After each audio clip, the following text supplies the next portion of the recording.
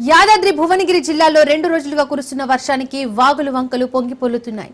ఈ రోజు ఉదయం వరకు జిల్లాలో రాజాపేట, ఆలేరు మండలాల్లో భారీ వర్షపాతం నమోదైంది. కాగా భువనగిరి, బీబీనగర్, మోత్కూరు, మేటకొండ్రు, బొమ్మల రామారం మండలాల్లో ఓ మోస్తరు వర్షపాతం నమోదైంది. భువనగిరి చిట్యాల ప్రధాన రహదారిపై నాగిరెడ్డిపల్లి వద్ద లో లెవెల్ వంతెనపై వరద కాలువ ఉధృతంగా ప్రవహిస్తోంది.